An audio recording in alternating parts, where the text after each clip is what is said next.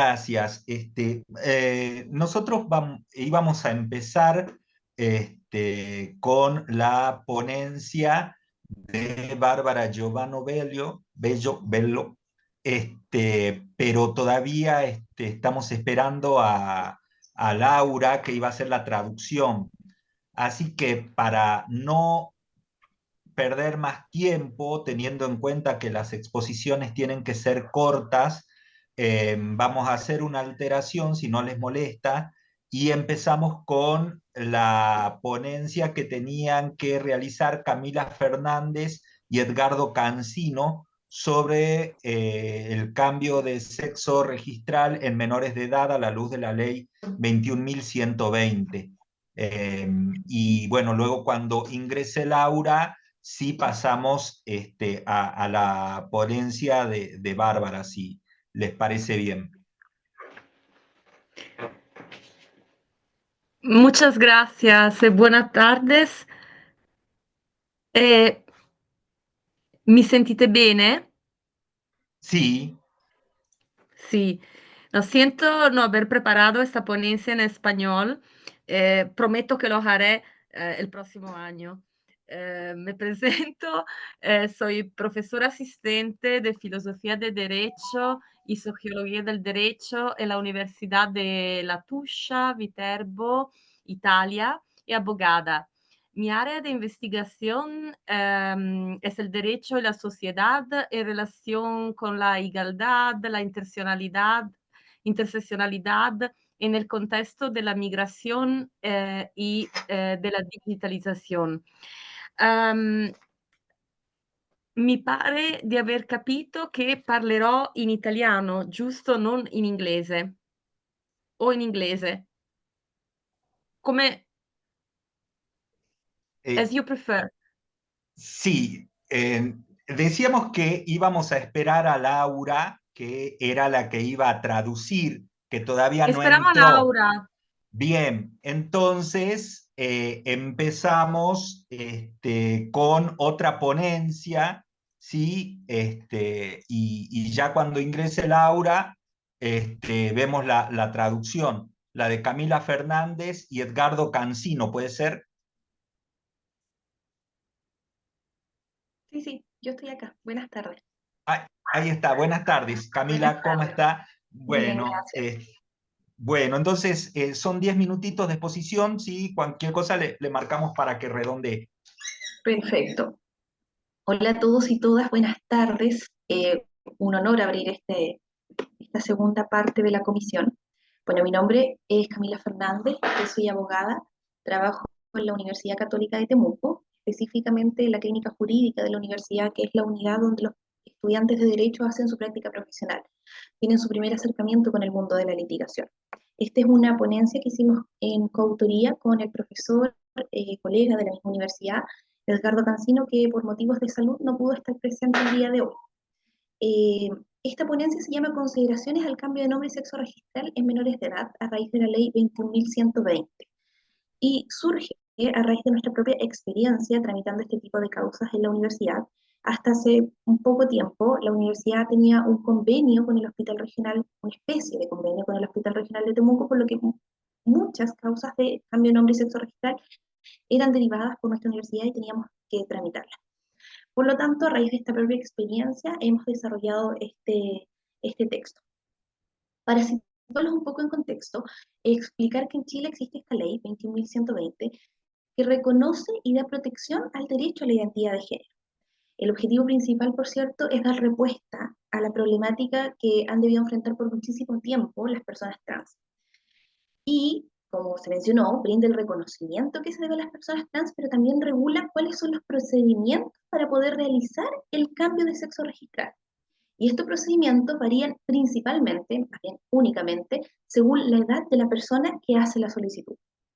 Esta misma distinción entre edades lleva necesariamente a preguntarnos si los procedimientos que establece esta ley dan solución y garantías al cambio de nombre y sexo registral de todos los niños, niñas y adolescentes, que es la pregunta de nuestra investigación. Para ponerlos un poco más en contexto, explicarles que previo a la entrada en vigencia de esta ley, no se encontraba normado en ninguna parte de nuestra legislación el derecho a la identidad. Recién en el año 2013 se presentó un proyecto de ley que luego de numerosas discusiones y modificaciones al texto original, recién el año 2018, 5 años después, se publica esta ley, que faculta a las personas a poder cambiar su sexo registral para hacerlo coincidir con su identidad de género. En definitiva, el reconocimiento de la población trans no ha tenido un trayecto fácil en nuestro país. Los cambios se han desarrollado conforme a movilizaciones y a la concientización de la población chilena por actos gravísimos de discriminación. Y gracias a los impulsos que el mismo derecho internacional han ido obligando a Chile a tomar medidas al respecto. Es la primera ley que se crea para tales efectos. Por lo tanto, es necesario dar cuenta de algunos aspectos que resultan relevantes para poder comprender esta normativa. En primer lugar, la ley define lo que es el derecho a la identidad de género y por otro lado le da contenido a la identidad de género porque define qué es lo que se entiende por identidad de género. Además, consagra varias garantías para toda persona que quiera acceder a la rectificación de su partida de nacimiento y consagra algunos principios relativos a la identidad de género. Pero para efectos de, los invito a leer la ponencia y si quieren más información al respecto, pero para efectos de esta exposición voy a expresar lo que dice relación con que establece el procedimiento de rectificación de sexo y nombre registral. Cómo las personas pueden obtener esta modificación en sus partidas de nacimiento. Y para ello, la ley contempla 2 tipos de procedimientos y distingue 3 grupos etarios. Aquellas personas mayores de 18 años, personas que son menores de 18 años, pero mayores a 14, y personas menores de 14 años. Para las personas mayores de 18 años, personas mayores de edad, es un procedimiento administrativo que se realiza ante el Servicio de Registro Civil de Identificación, ante cualquier oficina, independiente de cuál sea el domicilio solicitante. Se lleva a cabo una audiencia especial a la que debe asistir el solicitante con 2 testigos y en 45 días hábiles ya debiesen estar rectificadas las partidas de nacimiento. Respecto a las personas que son menores de 18 años, ya el tema se empieza a hacer un poco más complejo. Y las personas que tienen menores de 18, pero mayores de 14, se establece un procedimiento de carácter judicial, que se realiza ante los juzgados de familia y que tengan competencia en el domicilio del solicitante. Esta solicitud deben hacerla los representantes legales, uno o ambos, a solicitud del adolescente. Esta solicitud requiere ser fundada, tiene que tener antecedentes de hecho, fundamentos de derecho y exponer con claridad cuáles son las razones conforme a las cuales, a juicio del solicitante, la pretensión es beneficiosa para el adolescente. El procedimiento además contempla 3 audiencias, una audiencia preliminar, una audiencia preparatoria y una audiencia de juicio. Y tiene un requisito principal sin el cual no se concede la solicitud, y es que se debe acompañar en la solicitud o en la audiencia preparatoria un informe psicológico o psicosocial que dé cuenta que el adolescente y su entorno familiar han recibido acompañamiento por al menos 1 año previo a la solicitud. Entonces, en definitiva, este procedimiento contempla más bien 2 etapas. El programa de acompañamiento, que debe ser durante 1 año anterior a la solicitud, y luego el trámite judicial. Entonces es un proceso bastante largo, bastante complejo, tiene varias etapas. Y si bien fija como estándar normativo procedimental que el adolescente tiene derecho a ser oído en todas las etapas del procedimiento, la decisión final queda a expensas de un juez. Y finalmente, tenemos el último grupo etario, que son los menores de 14 años. Pero respecto de los menores de 14 años, la ley no dice nada. Presenta un límite al momento de solicitar el cambio de nombre y sexo registral. Entonces la ley, como está aprobada en este momento, contempla un procedimiento administrativo para los mayores de 18, un procedimiento judicial con acompañamiento previo para aquellos adolescentes entre 14 y 18 años, y para los menores de 14 la ley no dice nada, no reconoce su derecho a la identidad. Por lo mismo, a nuestro parecer, esta situación es bastante grave, porque si bien podemos entender que los niños y niñas pueden tener limitada su capacidad de ejercicio en la toma de ciertas decisiones según su edad, nadie más que ellos, nadie más que la propia persona sabe lo que siente, cómo se siente, quién es, cuál es su verdadero yo, cuál es su verdadera identidad. Esto es algo inherente, esto es algo personal, esto es algo propio. Por lo tanto, que hayan quedado excluidos de la ley es algo gravísimo. Por lo mismo, ya para efectos de ir cerrando la exposición, consideramos que en nuestro país no se puede desconocer el avance importantísimo que ha tenido con esta ley. Regula lo que ha buscado la comunidad trans a través de muchísimos años de lucha, de movilizaciones, de perseverancia. Sin embargo, frente a la pregunta si el procedimiento de la ley 21.120 da solución y garantías al cambio de sexo registral de todos los niños, niñas y adolescentes, creemos que existen varias falencias que podrían ser superadas. En primer lugar, como primer nodo crítico, creemos que la ley tiene algunas contradicciones a la hora de su redacción y su interpretación, porque al referirse a las garantías, se las reconoce a toda persona sin aludir a una edad. Al mismo tiempo, cuando desarrolla los principios relativos a este derecho, enumera el principio de interés superior del niño, niña y el principio de autonomía progresiva. Pero esto resulta bastante confuso, incongruente, porque luego los excluye y no los menciona en la ley. En segundo lugar, consideramos que judicializar la solicitud de cambio de nombre y sexo registral en adolescentes entre 14 y 18 años no es una solución beneficiosa para los niños, porque esto en primer lugar implica la intervención de muchas personas, abogados, curadores, jueces, funcionarios del mismo tribunal, y la mayoría de las personas trans lo que quieren es mantener en reserva su condición. Por otro lado, existen dilaciones propias de la tramitación judicial, incidencias, demoras de los procedimientos judiciales, lo que hacen que hay una característica muy relevante en los niños y niñas trans, es que hay mucha ansiedad, porque esto no lo vienen sufriendo desde los 14 años, sino que es algo con lo que han debido vivir toda su vida. Por lo tanto, tienen mucha necesidad de que esto sea algo rápido, que sea algo breve. Por lo que estas dilaciones que exige el procedimiento judicial no resulta beneficioso para los niños. Y finalmente, que la solución quede entregada a un tercero y que si no se satisface el auto de prueba, el juez la pueda rechazar, es sumamente grave, porque implica desestimar la voluntad y el interés manifiesto de la persona adolescente que decidió hacer su cambio de nombre y sexo registral. Y finalmente, como tercer nudo crítico a la ley, es que excluye a los niños y niñas menores de 14 años de edad. No les reconoce su identidad de género, no les reconoce un derecho a la identidad de género. Por lo mismo, consideramos que es imperativo que se cambie este enfoque adultocentrista, eliminar los estereotipos que tienen una comprensión inadecuada de la infancia, inadecuada de su identidad, de la forma en la que ellos se reconocen a sí mismos. Esta falta de reconocimiento, esta excesiva judicialización, esta intervención en las infancias trans puede ocasionar consecuencias que van desde lo más cotidiano, desde lo básico, como ir al baño, como poder entrar y salir del país, cómo poder asistir a un centro asistencial, ir a médico, pero también otras consecuencias que son mucho más graves, que tienen que ver con el abuso, con el maltrato, con el acoso escolar, con incluso suicidios o asesinatos. Así que dejamos esta pregunta respondida y las necesidades de modificar esta ley. Muchas gracias. Muchas gracias a usted por ajustarse al tiempo.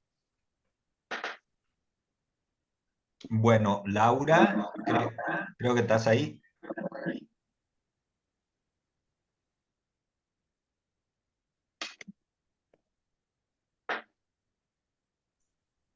A ver, yo me siento con eco, no sé si ustedes me escuchan bien.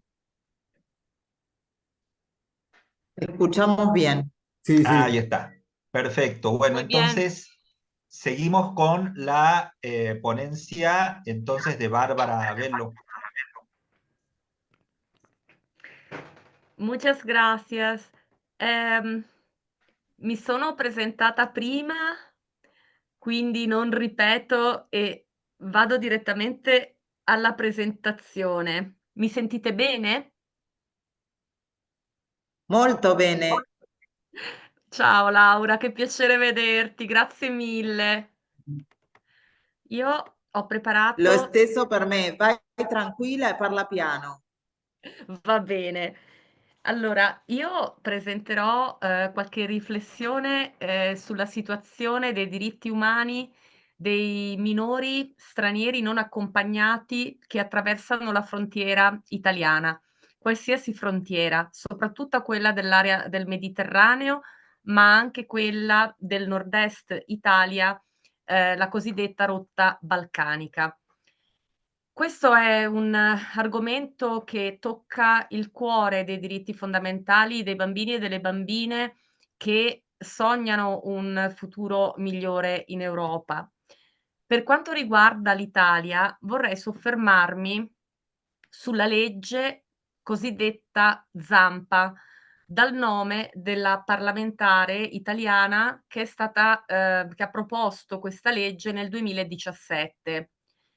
Questa legge è stata molto importante sia per l'Italia che nel panorama europeo, perché, ha innovato molti aspetti, che prima erano, regolati frammentariamente in una costellazione di, atti giuridici non facili da ricostruire e inoltre ha, regolato per la prima volta tutta una serie di aspetti della vita di questi bambini e di queste bambine, fin dal momento del loro arrivo in Italia, durante la durata, per esempio durante la loro permanenza, per esempio prevedendo tutta una serie di norme sull'alloggio, per questi bambini e queste bambine e una forma di tutoraggio, di supporto, per dare loro l'assistenza di un soggetto adulto nel territorio italiano. Tuttavia questa norma, questa legge va contestualizzata in un mosaico di leggi e di pratiche sociali e amministrative che ne indeboliscono l'efficacia e l'implementazione. Per un verso ci sono delle norme restrittive dell'Unione Europea, quindi a livello sovranazionale, che invece non regolano le questioni più delicate che riguardano i diritti, dei bambini stranieri non accompagnati.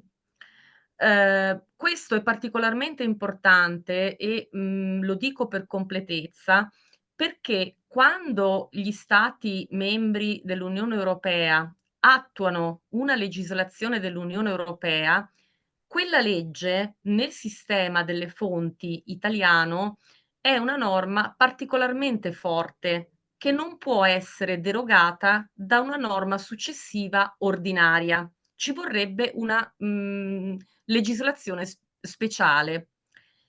Quindi una legislazione puntuale sarebbe auspicabile a questo livello di legislazione, però al momento non c'è. Anzi, vedremo nel corso della presentazione che, proprio a livello europeo ci sono delle norme più restrittive.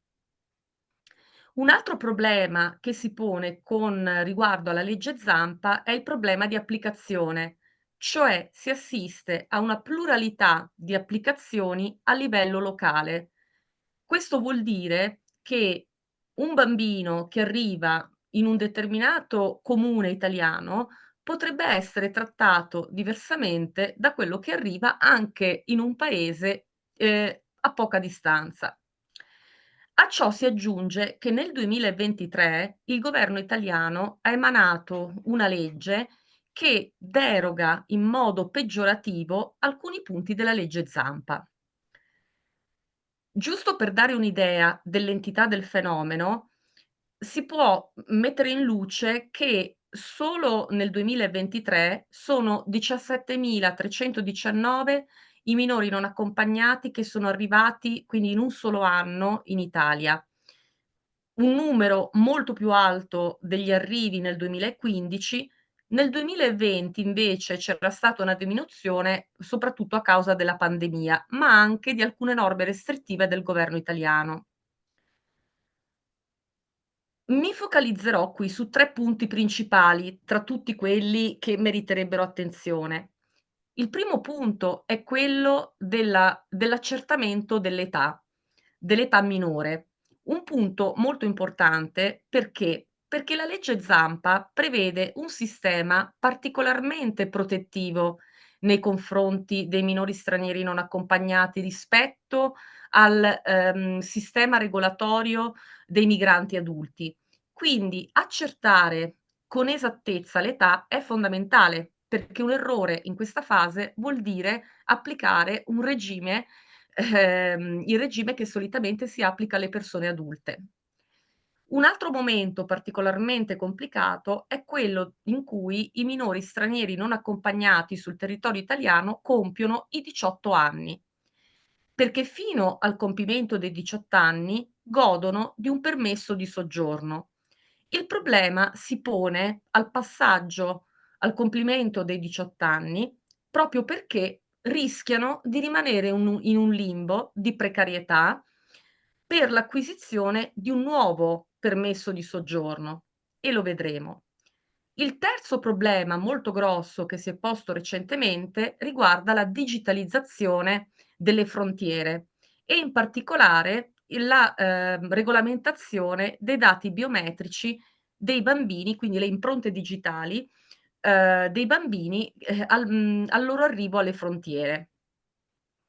Per quanto riguarda il primo problema, quello dell'accertamento dell'età, la legge Zampa del 2017 ha previsto tutta una serie di garanzie, affinché l'accertamento innanzitutto fosse posto sotto il controllo dell'autorità giudiziaria, il tribunale dei minori, dei minorenni. In secondo luogo prevede un diritto di informazione ai bambini nella lingua che loro possono comprendere, ma anche con delle modalità adatte alla loro età, perché naturalmente un bambino di 8 anni ha una capacità anche di comprensione diversa da quella di un ragazzino, un adolescente di 16 o di 17 anni. Ha inoltre previsto la possibilità per questi bambini di essere assistiti da mediatori culturali e, altresì che l'esame, medico, che, debba accertare l'età nel caso in cui i minori stranieri siano senza documenti, non avvenga in modo invasivo. Cioè, gli esami devono rispettare la dignità, l'integrità fisica e anche le differenze di genere, bambine e bambine, delle persone sottoposte. Il problema però qual è? Che c'è una grossa differenza tra l'età cronologica e l'età, quella che risulta magari può risultare dai documenti, e l'età biologica, che riguarda lo sviluppo osseo, muscolare, psicofisico dei bambini e delle bambine. Quindi ci sono molti casi dubbi. Ora, in questa se con la legge Zampa la regolamentazione era sottoposta al controllo dell'autorità giudiziaria, nel 2023 è stata adottata una legge che deroga alla legge Zampa, introducendo una procedura speciale ufficialmente nei soli casi di arrivi di massa alla frontiera, molto ravvicinati nel tempo, e questa dovrebbe essere l'eccezione al sistema previsto dalla legge Zampa. Eccezionale perché? Perché trasferisce dall'autorità giudiziaria all'autorità amministrativa la, possibilità di accertare l'età. Quindi un'eccezione anche di applicazione dei principi costituzionali e, dei principi internazionalmente garantiti. Ora, il problema grosso è che, come si sente spesso, al telegiornale o nei media, in realtà in Italia il fatto che arrivino, molto frequentemente gruppi molto ampi di persone, purtroppo è la regola. Quindi il rischio che c'è in questa nuova legislazione del 2003 è che, la invece di essere l'eccezione, questa possa diventare la procedura generalizzata, con una limitazione dei diritti dei minori. Anche perché questa procedura non prevede più il diritto del bambino a essere informato nella lingua che comprende e in modo adeguato per la sua età. Quindi comporta veramente un'eccezione molto ampia. Veniamo al secondo punto, il compimento dei 18 anni. Il compimento dei 18 anni, in base alla legge Zampa, prevede delle misure di supporto fino al compimento dei 21 anni di età, quindi per 3 anni, per quei bambini che abbiano già intrapreso dei progetti di integrazione, per esempio scolastici, formativi o dei lavori, dei tirocini, in modo che possano completare il proprio passaggio all'età adulta. Naturalmente questo, da un punto di vista giuridico, comporta la possibilità di acquisire un permesso di soggiorno cosiddetto per i progetti di integrazione, quindi per motivi di educazione, per motivi di lavoro. Questo, passaggio in realtà, se si pensa, è sicuramente molto importante, però, non tiene conto di un problema strutturale della situazione italiana, e cioè il fatto che l'Italia, ancora oggi, ha i tassi tra i più alti di disoccupazione in Europa o, tassi elevatissimi di giovani che non sono i cosiddetti NEET, cioè non in processi di istruzione, di formazione o di lavoro. Questo che cosa comporta? Che il lasso di tempo di 3 anni in realtà è veramente molto breve per questi giovani. Tra l'altro, proprio per aiutare questa fase molto complessa, che ha portato anche al suicidio, dei giovani stranieri non accompagnati per la paura di essere, mandati al compimento dell'età adulta nel paese di origine, nel 2022 è stata introdotta una norma che prevedeva il rinnovo automatico, del permesso di soggiorno, proprio per supportarli in questa fase. Purtroppo la Dos norma del minutitos, 2020. 2 minutos, por favor. Ah sì, benissimo. Purtroppo la legge, del 2023 ha inciso anche in questo senso, lasciando in sostanza questi ragazzini nel limbo. Infine, il problema dei dati biometrici dei bambini alla frontiera. Qui, la regolamentazione europea, e qui appunto è importante il livello europeo, ha introdotto la possibilità di prendere le impronte digitali dei bambini che abbiano compiuto i 6 anni. Questa è una deroga molto forte perché nel sistema europeo le, impronte digitali possono essere prese, collezionate raccolte solamente a partire dai 12 anni. Quando si tratta di bambini di paesi dell'Unione Europea, l'età è 12 anni. Quando si tratta di bambini non europei, invece l'età scende a 6 anni, senza una giustificazione anche vista dal punto di vista del superiore interesse del minore. In questo caso la giustificazione è stata quella di proteggerli dal traffico, degli esseri umani, dalla tratta. Tuttavia le statistiche ci dicono che, questi fenomeni accadono anche a bambini europei, quindi non sembra giustificata questa disparità di trattamento. Possibili soluzioni, e vado alle conclusioni. Qui servirebbe una lettura orientata dalla Convenzione dei diritti del bambino, in particolare un'interpretazione del superiore interesse dei minori, diritto all'informazione e diritto all'ascolto dei minori. Una possibile, supplenza, del governo sicuramente la può dare la società civile con azioni di, strategic litigation per, aumentare la sensibilità sulla condizione dei minori non accompagnati, ma anche per l'attuazione di progetti che aiutino questi minori a transitare verso l'età adulta. Da un punto di vista giuridico, insieme alla Convenzione dei diritti, del bambino, sicuramente un approccio interlegale che tenga conto dei diritti fondamentali del bambino può aiutare un'interpretazione, di protezione dei diritti di questi bambini sul territorio italiano.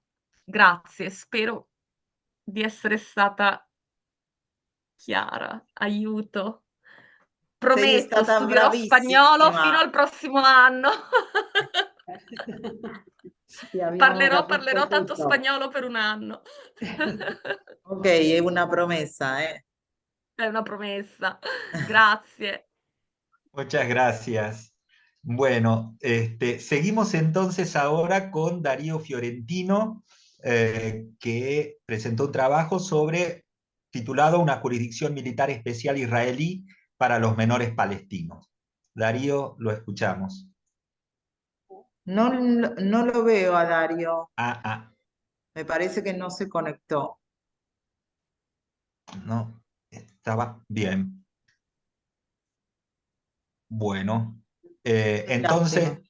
bien, seguimos entonces con Luis Eduardo Moraz, que sí lo había visto conectado.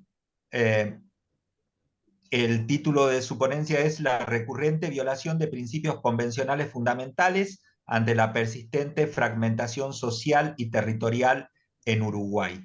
Es director del Instituto de Sociología Jurídica de la Facultad de Derecho de Uruguay. Bueno, gracias por el espacio. Un gusto verte, Laura, aunque sea a la distancia. Espero que en la próxima edición ir personalmente a participar de este importante congreso. Bueno, muy brevemente, voy a poner más bien a nivel de titulares lo que es una ponencia que nace a partir de una presentación de un libro que me piden en el año 2022, un libro editado por la Universidad de la República Uruguaya y el Colegio de México, coordinado por Arturo Alvarado y Gabriel Tenenbaum, que son estudios de casos en América Latina sobre el sistema penal juvenil. El libro está disponible en internet a aquellos que les interesa, Los desafíos de la justicia para adolescentes en América Latina, y que lleva como subtítulo Avances y retrocesos en el enfoque de derechos humanos. Yo bueno, cuando tenía que hacer los comentarios del libro, empecé a ver las posibles líneas comparativas que se podían hacer sobre la realidad de los distintos países en América Latina a la luz de lo determinado por la Convención de los Derechos del Niño. Y bueno, yo la verdad que me resultó muy difícil, después de 32, 33 años de aprobada la Convención, en ese momento, de encontrar realmente avances. Yo lo que veía en la realidad de los distintos países que se presentaban los estudios, y más que nada en el caso uruguayo, eran retrocesos. Y bueno, justamente a partir de ahí empecé a sistematizar un poco una serie de informaciones en un intento de análisis sociojurídico de lo que nos dice la Convención de los Derechos del Niño y lo que es la realidad fáctica.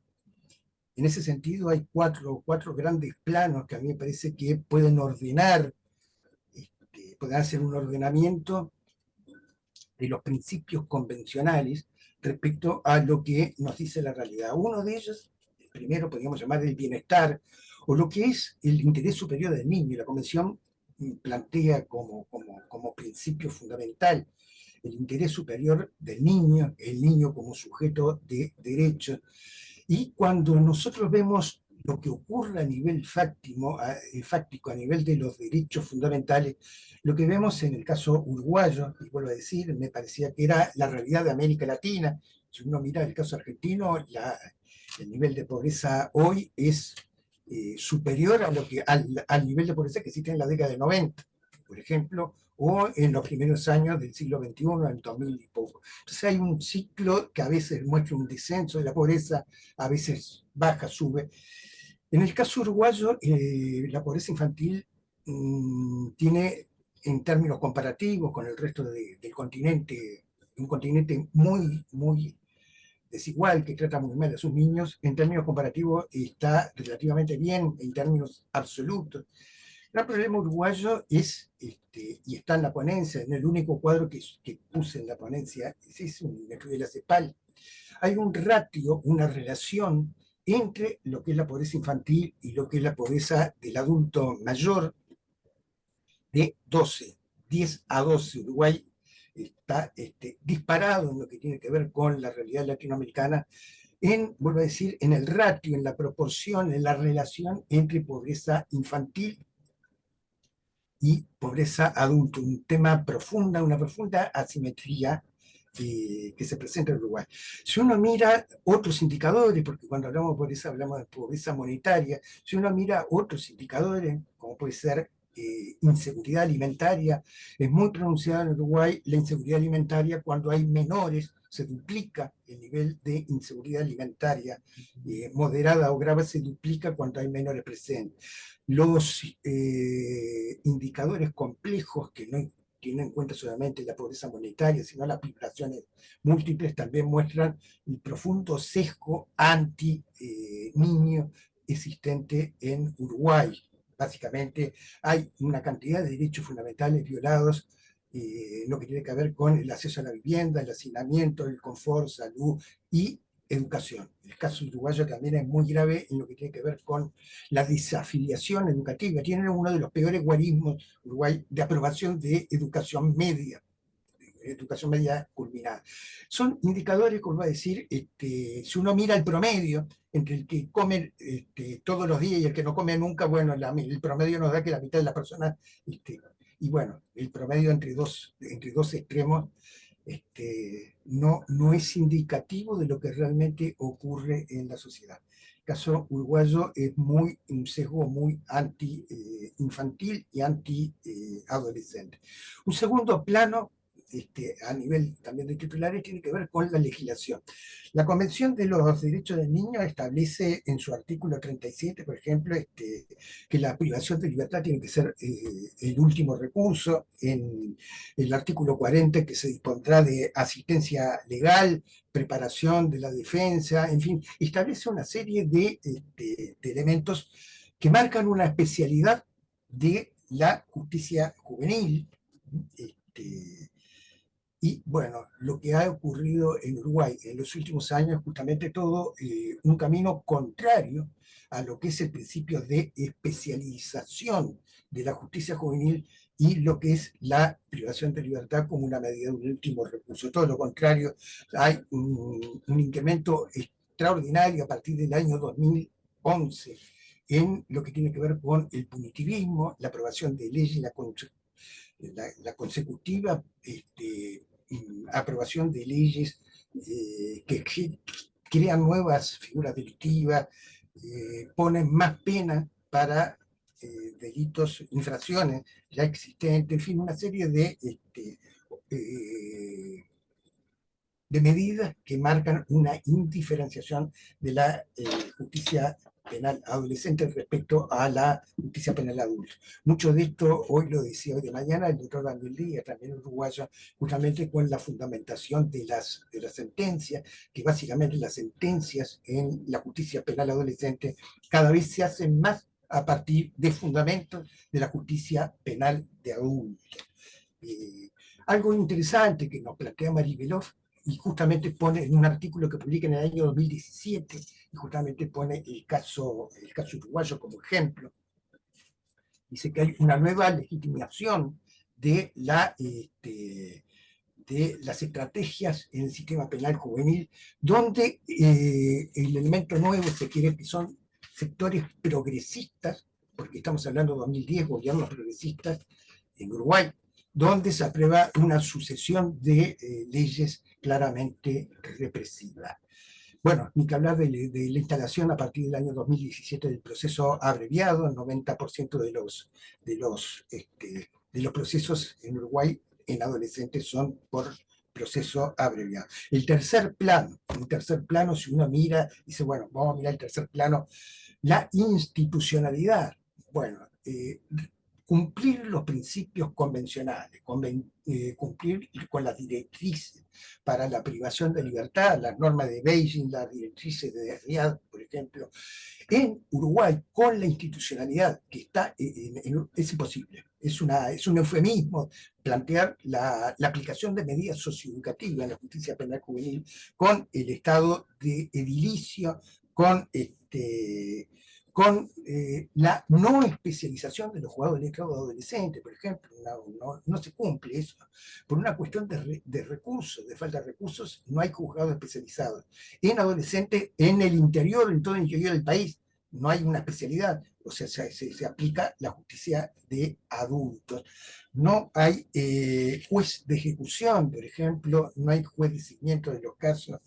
No hay una adecuada defensa pública. El 95% de los casos de sistema penal de adolescentes son atendidos por la defensa pública, y la defensa pública no tiene recursos, no tiene recursos materiales de abogado, pero no tiene tampoco ningún tipo de asesoramiento adecuado para determinar una adecuada defensa, con lo cual el artículo que dice que el menor tiene que ser escuchado, tiene que ser atendido, imposible. Los diagnósticos que hace UNICEF son clarísimos. La mayoría de los adolescentes que están privados de libertad nunca vieron a su abogado defensor. Y así podríamos seguir enumerando la cantidad de aspectos que tienen que ver con la institucionalidad.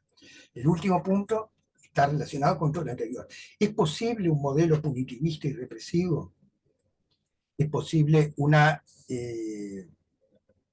institucionalidad totalmente deteriorada en lo que tiene que ver con la atención a los adolescentes que ingresan al sistema penal juvenil? ¿Es posible los niveles de privación que tienen los niños y los adolescentes en Uruguay? ¿Por qué? Bueno, la opinión pública, o el elemento, si se quiere, comunicacional, que viene focalizando ya desde hace al menos 2 décadas, a partir de la crisis de la seguridad que se le adjudica a los adolescentes, viene culpabilizando a los adolescentes del clima de inseguridad. En definitiva, hay un contexto que habilita, un contexto de opinión pública, un clima social.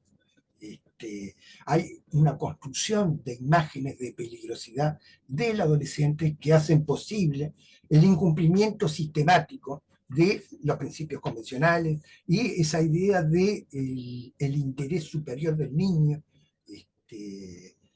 y el niño como sujeto de derecho, en realidad terminan siendo una utopía. En Uruguay se ha visto, yo creo que es un retroceso que nos asustaría, becaría, algo de 300 años atrás asustaría, porque no hay explicación, no hay ninguna explicación social, no hay ninguna causa para el delito. Lo que hay, en definitiva, es una iniciativa individual, es una culpabilización, no hay corresponsabilidad social, no hay corresponsabilidad estatal en las situaciones, todo lo que enumerabas al principio, en lo que tiene que ver con los niveles de pobreza y de exclusión social. Nada de eso existe. Lo que existe y lo que muestran las encuestas de opinión pública es que, en definitiva, los pobres son pobres porque hicieron la opción por la pobreza, o el problema de la infracción adolescente es un problema de la pérdida de códigos. Es una situación etérea, es la pérdida de código, la pérdida de valores, como de la misma manera que uno puede perder el celular, o puede perder las llaves, o puede perder el control remoto en la cama.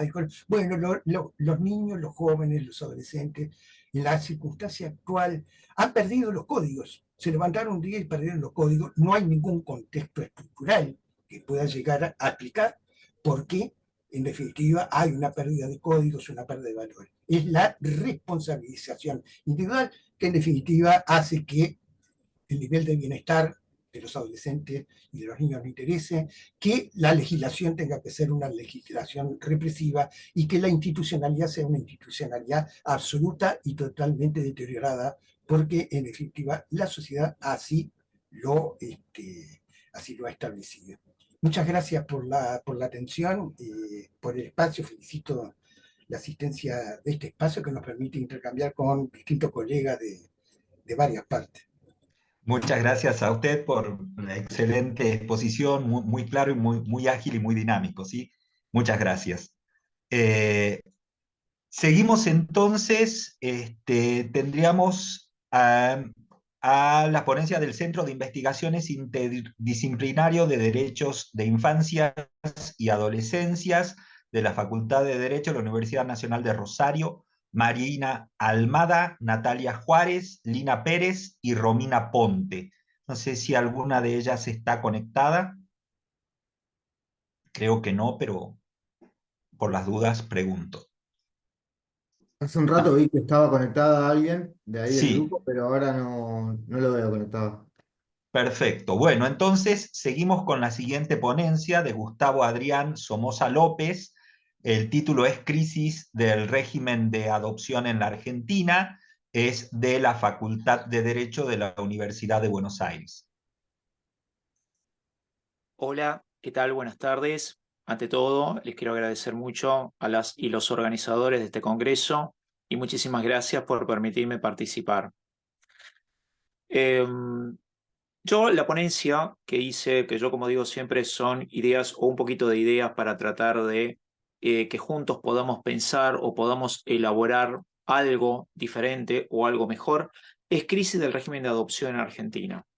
Primero, yo planteé puntualmente que el objeto de mi trabajo o de este conjunto de ideas para que juntos pensemos o podamos reflexionar al respecto de la adopción es plantear lo que considero una crisis del régimen de adopción argentina. Lo que debe ser nuestro centro de estudio, que yo propongo como centro de estudio, para poder resolver los conflictos que surgen en torno de la adopción en nuestro país, es el drama de crecer sin padres. Hay veces que se pierde de vista que la adopción no es una institución creada para poder facilitar o poder lograr que un hombre y una mujer, un hombre, una mujer, o lo que es monoparentalidad, puedan ser padres o madres, sino que fundamentalmente lo que implica la adopción o lo que uno quiere, o por lo menos propongo como reflexión, es que la adopción tiene que ser un mecanismo para poder proteger a ese niño, niña y adolescente, y sobre todo para que ese niño, niña y adolescente puedan llegar a tener algo fundamental, que es la familia, que es tener ese don de tener la familia, tener ese acompañamiento y no estar solos. En nuestro país, según el UNICEF, hay más de 9.000 niños y adolescentes que viven bajo un cuidado del Estado, a pesar de que la mayoría llegan por situaciones de violencia intrafamiliar. Se prioriza, obviamente, como indica la normativa, que vuelvan a su entorno de origen, a su familia de origen, lo cual a veces puede no hacerse con la necesaria prudencia que debe tener esa investigación previa para poder decidir ese retorno. Es una cifra que duele, y más cuando solo entre un 8 y un 10% de los niños, niñas y adolescentes que viven en instituciones sin sus padres y al cuidado del Estado sale de un sistema porque fue adoptado por un nuevo núcleo, que puede ser, como reitero, una pareja heterosexual, una pareja homosexual o puntualmente la monoparentalidad. Y hay más, muchos dejan de vivir en dichos hogares con dicha institucionalización propia de control estatal recién cuando adquieren los 18 años y haber pasado toda una vida a la espera de que alguien los adoptara, o los que lamentablemente no lograron tener esa posibilidad de tener una familia. ¿Qué implica? Implica que muchos dicen, bueno, es una estadística más. Yo creo que no es una estadística más. ¿Por qué? Porque ese niño, niña y adolescente ya tuvo un desgarramiento original, que fue el hecho de la ruptura de su familia de origen. Por diferentes causas, sustancialmente o la más fundamental, siempre va a ser un supuesto o es un supuesto de violencia intrafamiliar. Pero puntualmente lo relevante es cómo optimizamos los mecanismos institucionales, normativos, a efectos de que podamos lograr, antes de que ese niño, niña, adolescente pierda la capacidad de adoptabilidad, poder darle una familia nueva. O bien reinsertarse si se evaluó socioambientalmente que podía retornar a una familia y que ya se han dejado de lado todas las situaciones de violencia que no se producen, lo cual muchas veces es muy difícil de que se produzca o se dé esa situación, pero sí por lo menos darle la posibilidad de tenerlo de lado o darle una familia. Tenemos que dejar de lado la versión, un poco la visión edulcorada de la adopción.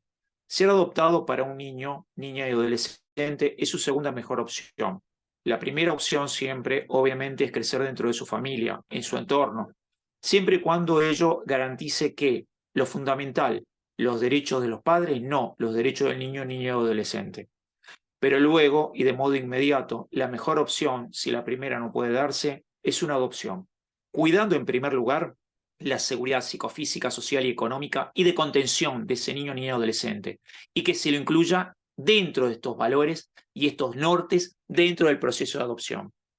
Hay un concepto muy arraigado que pondera que lo mejor para un niño es permanecer en su familia de origen y desprenderse de su entorno supone un trastorno, lo cual es cierto, pero siempre debemos dar que el dilema es cómo se evalúa si la vulnerabilidad familiar hace necesario o no esa separación.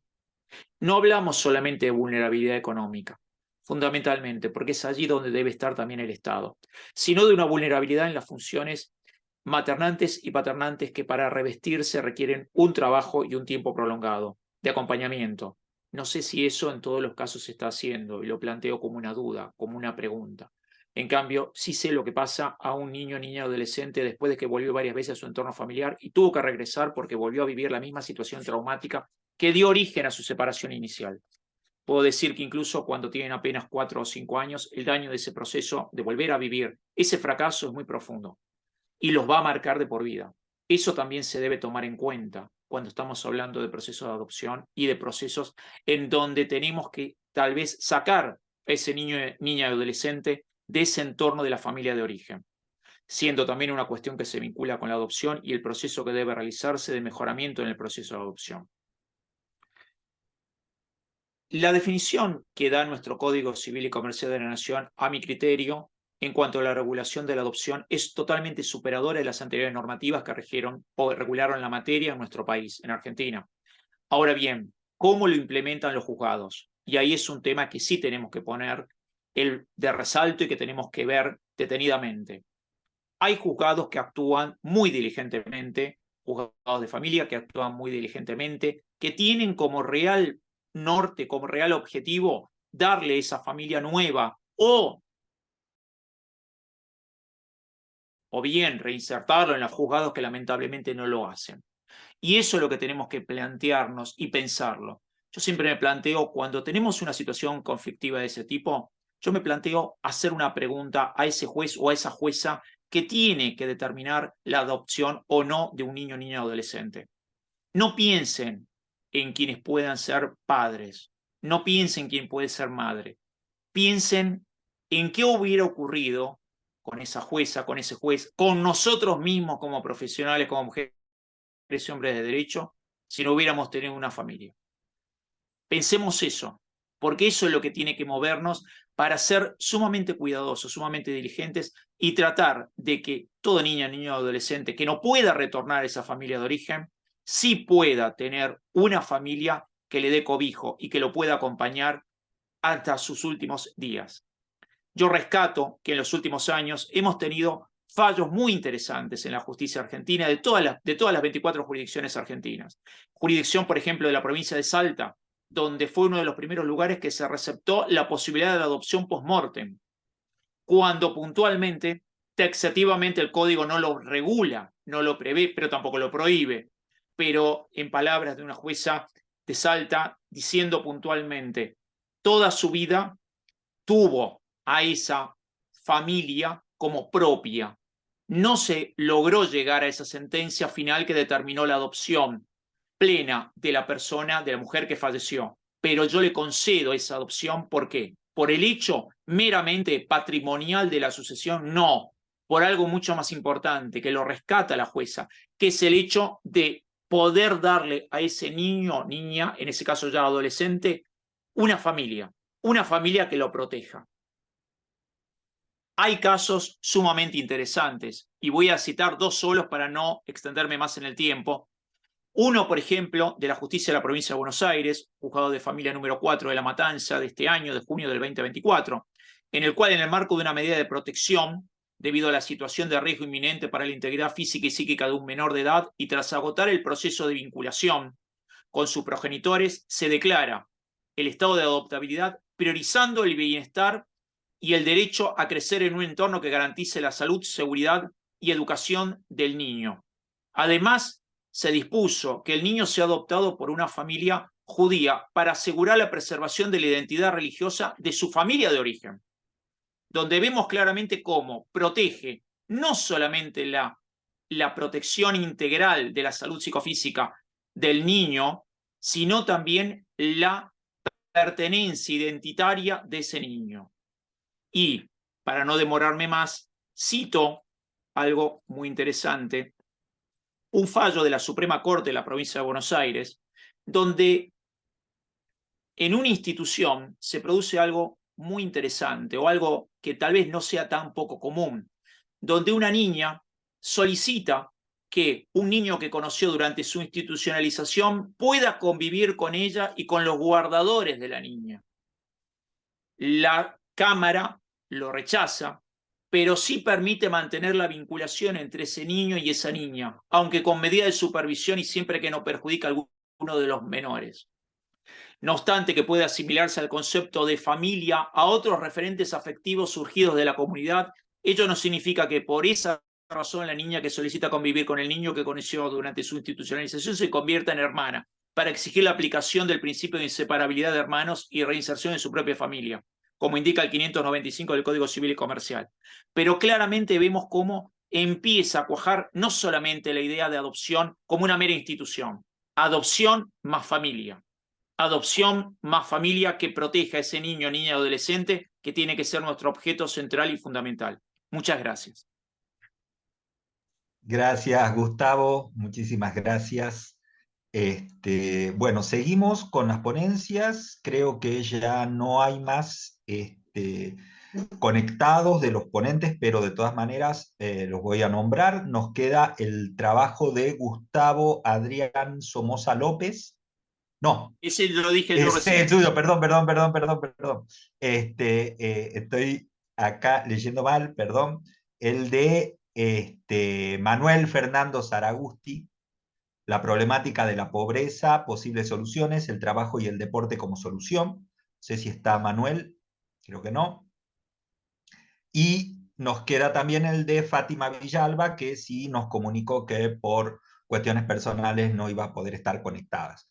Así que bueno, muchas gracias a todos y a todas por los trabajos. Creo que tenemos un tiempito, no sé, Laura y Sergio, para hacer algún cierre, algunas reflexiones. No sé si quieren tomar la palabra. Sergio.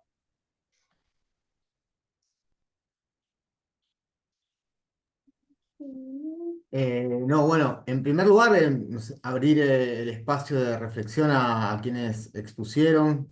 No sé si les señalaba, digamos, en el encuentro previo, no sé si pudieron estar quienes están ahora presentes, bueno, ciertas ideas, ¿no? que fueron apareciendo sobre la cuestión del adultocentrismo, ¿no? O sea, estuvo muy presente en muchas de las exposiciones en el día de hoy, en algunas explícitamente y en otras implícitamente, pero recurrieron a este término. Hoy en día, en la Argentina, ¿no? Después del caso de Lucio en la provincia de La Pampa, se ha implementado una capacitación obligatoria en materia de, sobre todo ante casos de maltrato, ¿no? De niños, niñas y adolescentes, que implica a todas las personas que cumplen algún tipo de función pública. Y bueno, yo en este caso, en ese marco realicé la capacitación y claro, o sea, este término de adultocentrismo está muy presente, ¿no? Digamos, en la idea que tiene la ley Lucio, ¿no? De que muchas veces una se tiene más en cuenta la perspectiva del adulto que la perspectiva del niño, ¿no?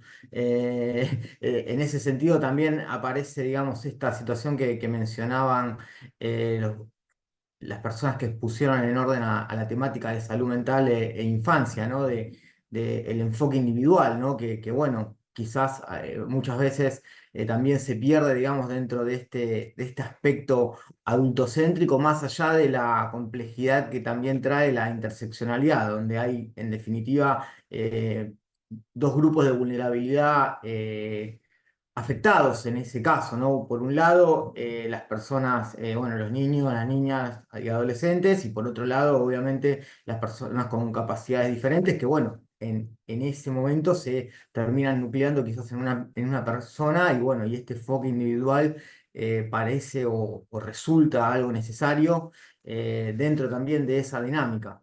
Y después, bueno, obviamente, ¿no? La función pública, la responsabilidad del Estado, ¿no? Frente a los compromisos internacionales de derechos humanos que ha asumido. eh, y bueno, y sobre todo que esas normas no sean de índole programática, ¿no? Sino que también se tornen operativas. Acá una de las compañeras ponentes traía el caso de los derechos culturales, ¿no? Hasta, bueno, sí, tenemos un programa sobre eh, derechos culturales, no solo en la infancia, sino es mucho más amplio el pacto, pero la realidad que en términos operativos hay carencias en ese sentido. Entonces, bueno, ahí se abren las puertas de la responsabilidad del Estado, o sea, en materia internacional, en el sistema interamericano, ¿no? Eh,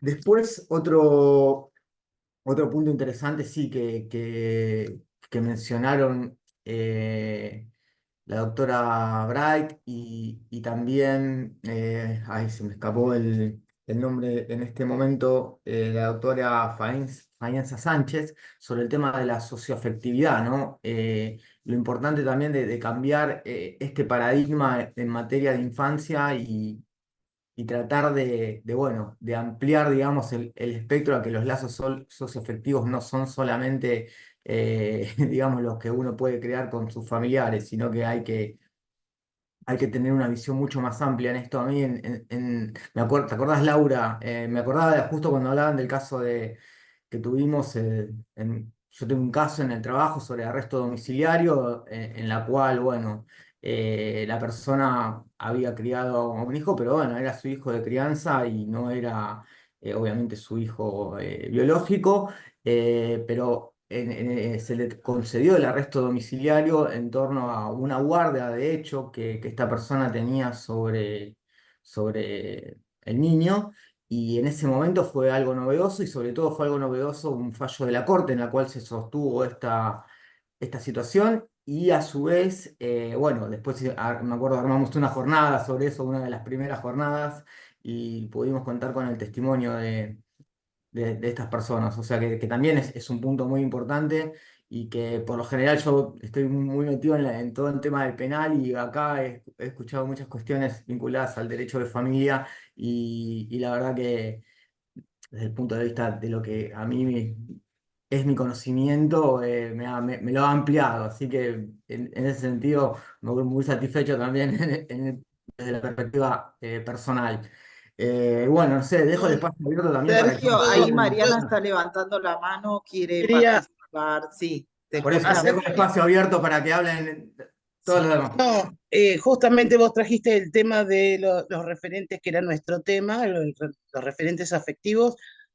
Estamos haciendo, en mi caso ya les conté, no se renovó mucho el público, ya les conté que trabajo en un equipo de un hogar convivencial de niños de 3 a 13 años, que es el tiempo en el que tenemos que definir con la mayor celeridad y la mayor seriedad el destino de los niños.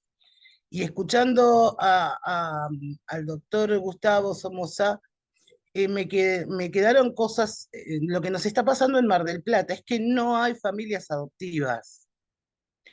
Y cuando algunas familias adoptivas aparecen, que son elegidas por los juzgados y llegan al hogar, notamos las mismas carencias en cuanto a la capacidad de paternar o maternar que las familias de origen. La única diferencia es por ahí, bueno, por supuesto, la situación económica, la situación contextual, pero lo cierto es que estamos recibiendo en este momento familias de Bahía Blanca, con lo cual implica el sostenimiento del vínculo entre hermanos está costando un montón, se hace virtual, las familias se comprometen y viajan a Mar del Plata cuando hay separación de hermanos. Y en otro tema que estoy trabajando, que es esto de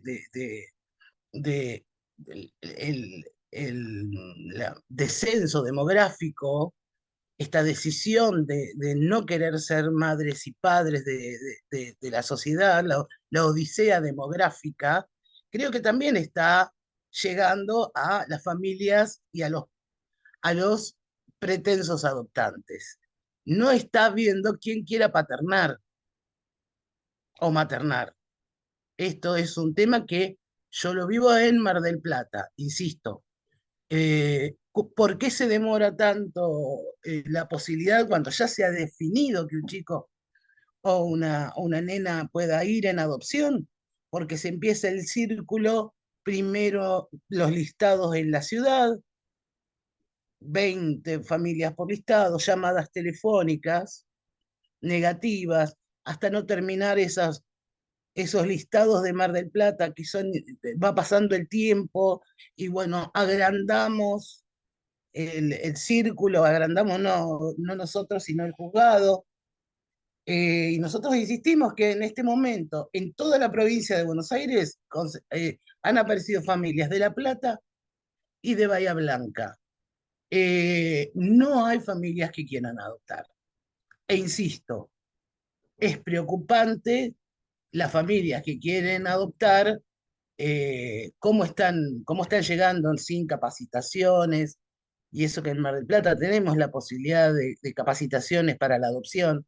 Y este es un tema preocupante, que yo, insisto, no conozco la realidad del país, que si por ahí la conoce Gustavo, conozco la realidad en la que trabajo. Y es muy dura porque los chicos, convivo con los chicos, y todos los días no te vienen a pedir un lápiz o un caramelo, te vienen a pedir una familia que le prometiste, la familia que me dijo el juzgado. La jueza me prometió una familia. ¿Me dejás llamar a la jueza? Pero por supuesto que te dejo llamar a la jueza o a tu abogado, que tienen un manejo ya de todo el sistema. Entonces tienen la tarjeta de su asesor, y puedo llamar a mi abogado porque él me prometió una familia y la familia no llega. El acompañamiento de esa angustia y de ese vacío es terrible, que ahí hay otro tema que es quién nos cuida a nosotros. Eh, Insisto, después de 32 años escuchando niños, ya no me da más. Ya no los puedo escuchar sufrir más y la cosa no va para mejor. Gustavo, si me podés clarificar qué realidad ves vos al respecto. Bueno, Yo, perdón, antes para que nos clarifique a las dos, Mariana, porque también después de escucharlo a Gustavo, que trae un tema, bueno, a mí me apasiona, es más, mi tesis de doctorado es la calidad de vida en el Instituto de la Adopción, Perspectiva Sociojurídica, donde trabajé concretamente los motivos, algunos de los factores que entendí que obstaculizaban el proceso de guarda con fines de adopción y la adopción, por supuesto, con posterioridad, y es los criterios de selección de los adoptantes, de los jueces y de todos aquellos que participan en el sistema. Pero yo quería poner el foco en algo que dijo Gustavo, que era la frustración de los niños en las revinculaciones, y también algo que está señalando Mariana, que esta falta de capacidad de maternar o de paternar, que muchas veces se evidencia con la restitución de niños que fueron entregados con guardas con fines de adopción. Es decir, permanentemente escuchamos experiencias de niños que son devueltos y que retornan a esos hogares de los que salieron, en los cuales estaban transitoriamente alojados, y lo que se produce con esto también, ¿no? Porque los otros niños que viven esa frustración de estos niños que retornan al hogar, ya no les interesa una familia también. O sea, por un lado, aquellos que reclaman quiero la familia que me prometieron, pero también aquellos que dicen yo quiero seguir creciendo en este hogar es mi familia, los otros niños o adolescentes que conforman este hogar son mi familia, y ya no quieren ser entregados en guardas con fines de adopción. Eso quería simplemente aportar y reflexionar sobre este aspecto.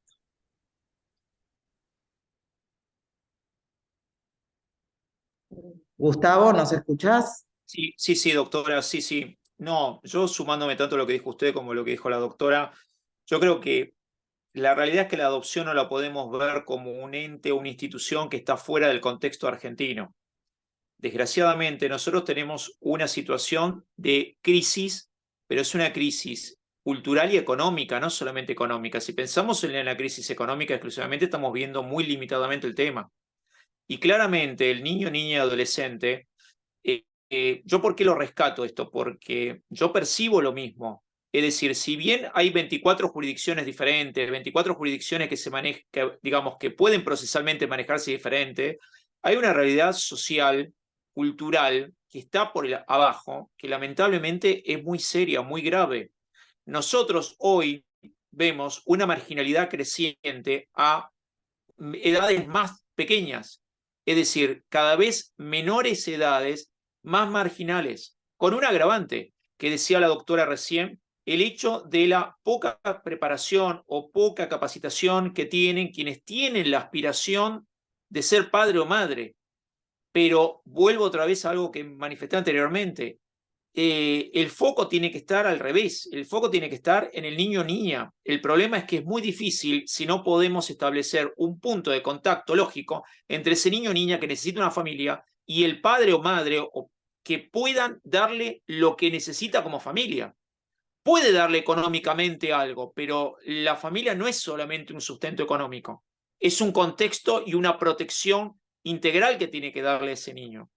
Yo veo que hay una crisis muy grande que el contexto socioeconómico afecta necesariamente a las familias que podrían ser adoptantes y que desgraciadamente eso confluye también a que haya menos interés, más allá del tema de crecimiento poblacional, que es un fenómeno que Argentina lo tiene, pero hay una realidad. También tenemos muchos niñas que están totalmente desamparados, sin una familia y sin, yo como lo veo, muy difícil que podamos obtener o conseguir darle ese contenido y ese contexto de familia.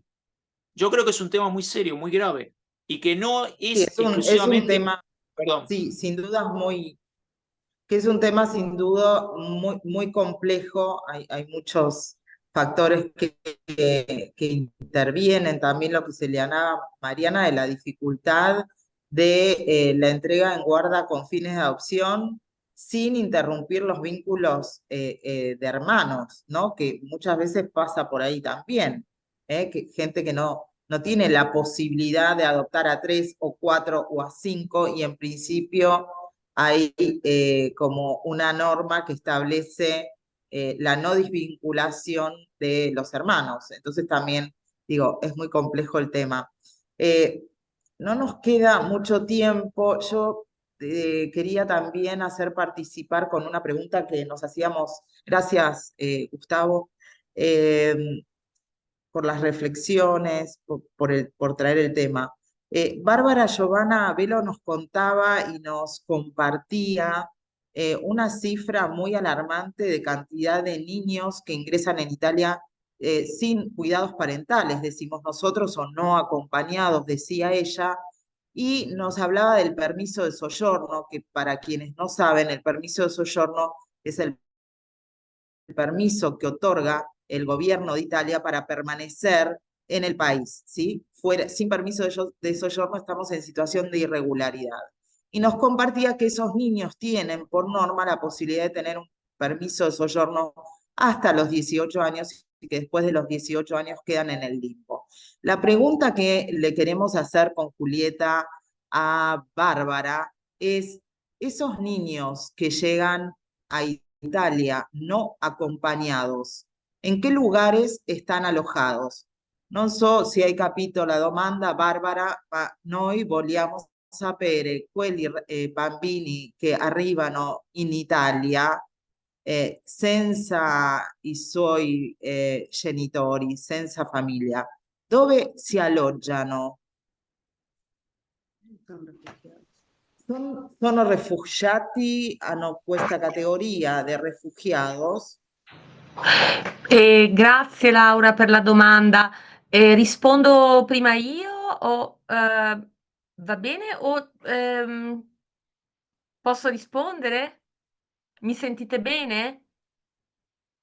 Sì, ti ascoltiamo, ti sentiamo bene. Sì, grazie per la domanda.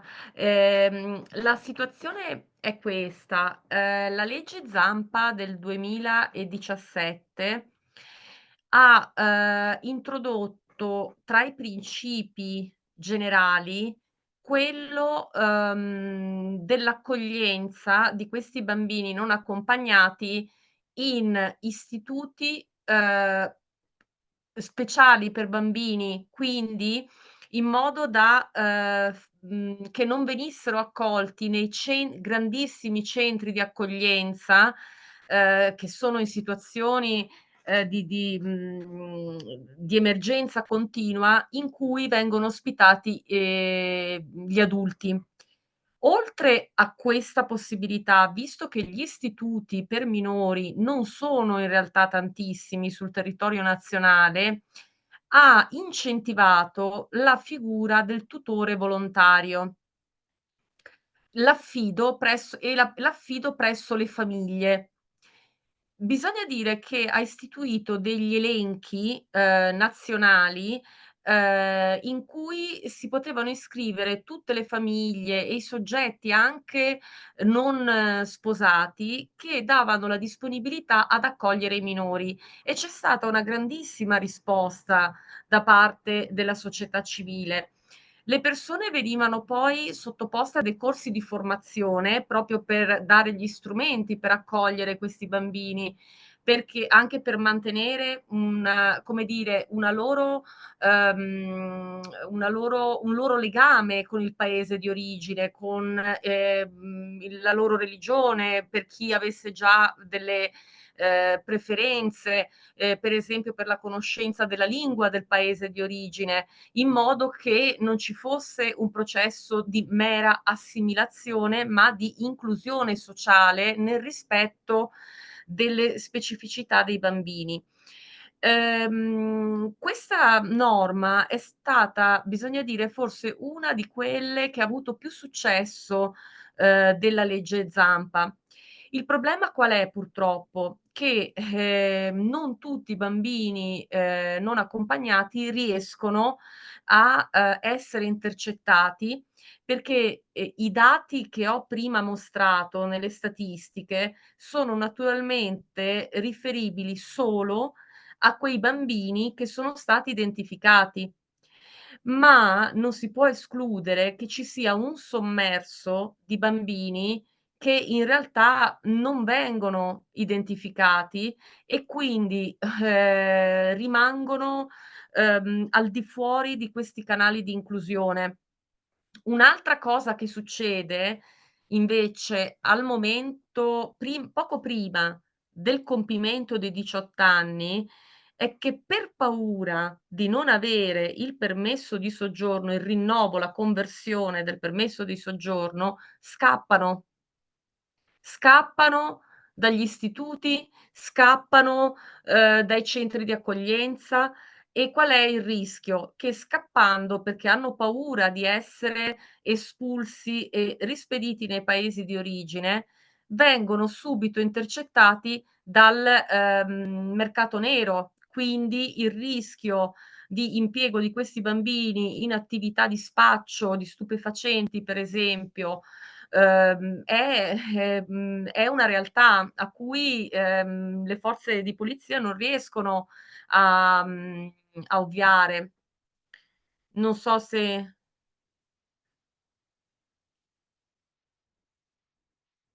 è stato chiaro. Se avete domande volentieri. Sì, è stato chiaro, penso, e se qualcuno abbia qualche domanda facciamo la traduzione. Digo, pregunta Bárbara si quedó claro lo que dijo o alguna duda, pero básicamente es que no tienen un registro de todos los niños de tal manera de hacerlos ingresar en los institutos.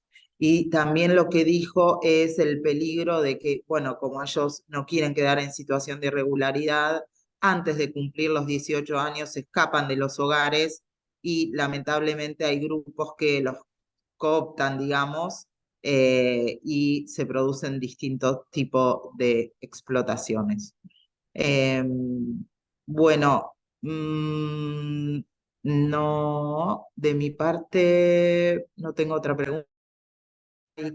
No sé si alguien más. Había apagado la cámara porque siento que había como problemas de conectividad y al apagarla funciona mejor. A ver, vamos a ver, por lo menos cuando estaba participando Bárbara.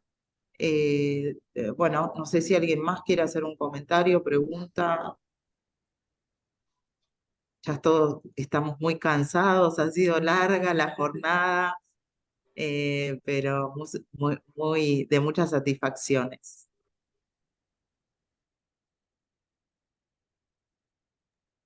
Gracias, Paola, por haber acercado a conocer el trabajo del equipo UBASIT a través del trabajo La infancia herida, perspectiva sociojurídica.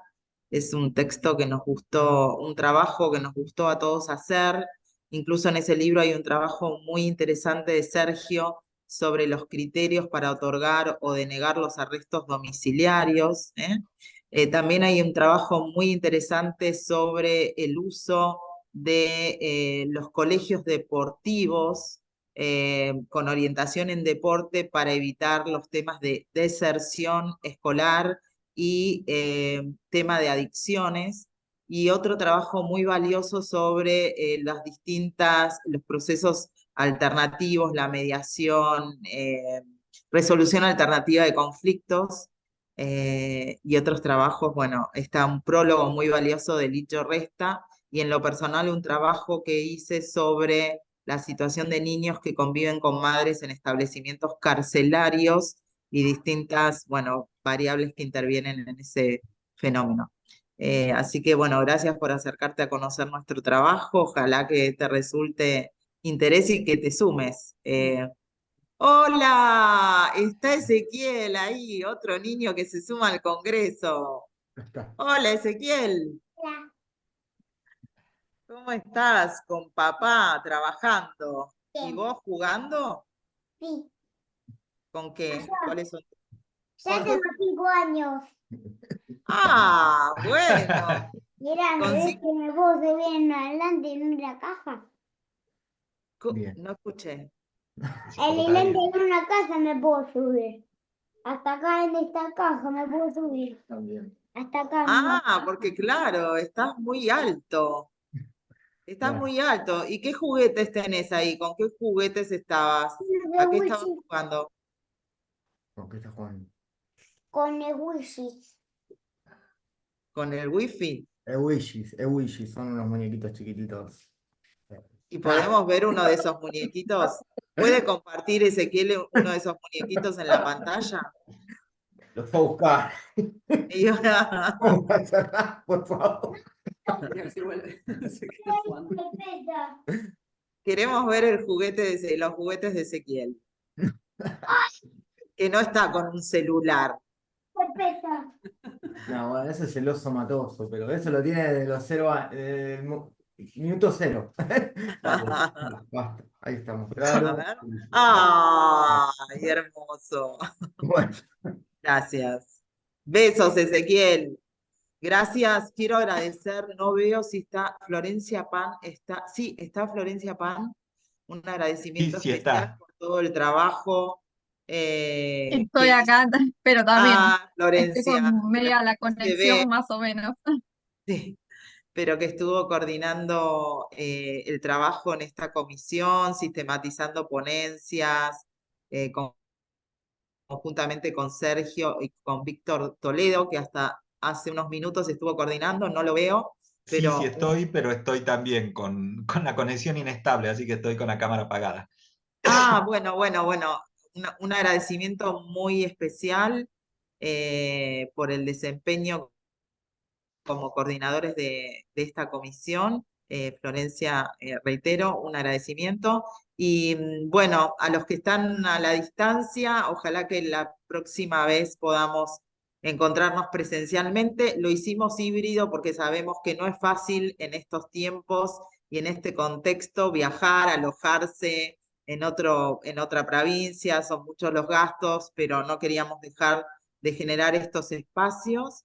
Y bueno, para los que están acá están invitados, reitero, a comer pizza a la Continental, que está muy cerquita de aquí de la Facultad de Derecho, y los que no, bueno, se quedarán con las ganas. Les mando un abrazo muy, muy fuerte y un agradecimiento muy, muy especial por la participación. Hasta la próxima. Chao, chao. Chao, muchas gracias por dejarnos participar. muchas gracias a todos, todas. La verdad que muy Gracias. buenas ponencias. Bueno, Gracias. nos tenemos en contacto. Chao, Ezequiel. Gracias. Chao. Chao. Chao, Chao. Bárbara. Gracias a te. Presto. Ciao, ciao. A Ciao, presto. ciao. Chao. Grazie. Ciao, ciao.